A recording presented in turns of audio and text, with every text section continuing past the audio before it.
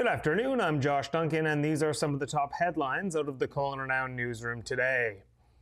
The BC government is extending the so-called grape replacement program into 2025. It was originally approved in 2024 in response to the significant January cold snap that essentially killed the wine grape harvest last fall. Essentially, the province approved replacement support so Okanagan wineries could buy grapes and juice from outside of BC to keep production humming and workers employed making crafted in BC wines, even if they technically weren't homemade in the traditional sense. Well, the wineries need at least one more year to recover, hence the extension of the program. The grapevines that died last January were replanted quickly, but most won't yield grapes that can be used for wine for at least 3 or 4 years. In the meantime, most local wineries will look directly south to Washington for replacements, while also leaning on shipments from Oregon, California, Ontario, and even as far away as New Zealand.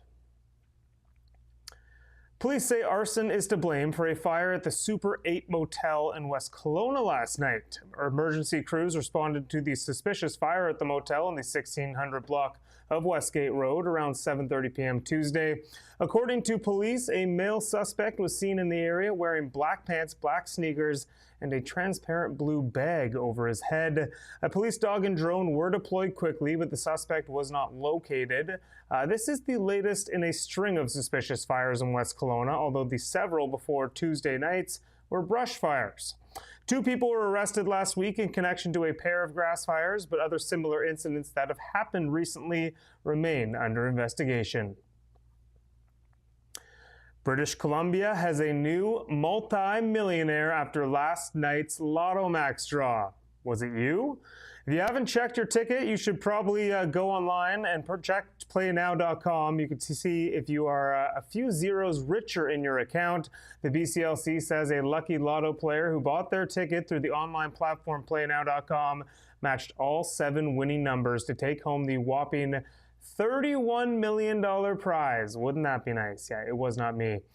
Those winning numbers, in case you were wondering, 8, 9, 23, 30, 38, 40, and 43. Whoever has those winning numbers on their ticket now gets 52 weeks to come forward and claim their life-changing prize. Once that happens, the BCLC will make their identity public. Just in case you were wondering, the odds of winning the Lotto Max jackpot on a $5 play are 1 in 33,294,800. So you're saying there's a chance?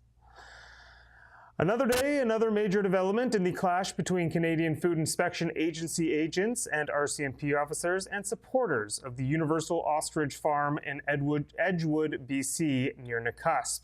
After a chaotic 48 hours that saw tensions rise between the 3 parties, as well as arrests and a fire, the Supreme Court of Canada stepped in this morning and issued an interim stay of proceedings on the CFIA's December 2024 order to cull the flock of 400 birds. That means the ostriches are safe for now, news that was received with overwhelming joy by farm owners and supporters this morning. The interim stay is in place until the Supreme Court makes a decision on the farm's appeal of a lower court's ruling that the cull could proceed. That cull was ordered last December because of an avian flu outbreak at the farm. Until that happens, the CFIA will stay at the property and maintain custody of the birds, and the farm is not allowed to interfere with that federal oversight. After the arrested on Tuesday, were co-owner Karen Esperson and farm spokesperson Katie Petisney. Police were once again thrust into action today. There was an early morning fire breaking out at the property. The fire, which has been deemed suspicious, engulfed a wall of hay bales that were allegedly being set up to assist with the planned cull.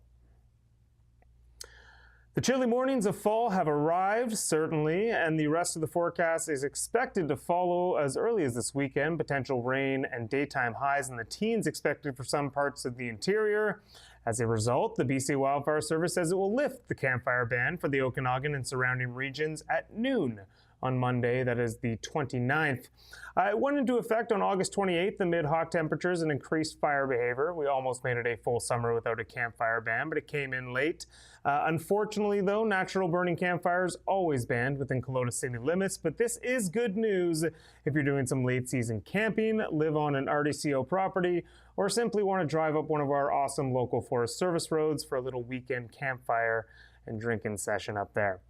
If you're thinking a little bigger, like a bonfire or open burn, they are still banned in the region, but typically become legal in early to mid-October. So keep an eye out for that news bulletin in the next week or two. All right, a quick look at the forecast. While the sun is still out there today, it's a little hazy and smoky, and that kind of began yesterday, and that has produced a special air quality statement for the central Okanagan. We are at our high of 27 degrees, though, and it's going to get down to 9 overnight under mostly clear skies, but still a little hazy. More sunshine tomorrow, a high of 27 expected, and we'll see if this smoky stuff sticks around. That is it for me today, but you can read up on all these stories and plenty more over at KelownaNow.com. Also, be sure, as always, to check out the KelownaNow X account and Now Media's YouTube and TikTok pages for even more content from the newsroom. Have yourself a wonderful night, Kelowna. I will be back in this chair tomorrow for a look at more headlines for you. We'll see you then. We don't just report the news. We live here, too. We're your neighbors, bringing you stories that matter to all of us. No government funding, no outside influence. Kelowna Now.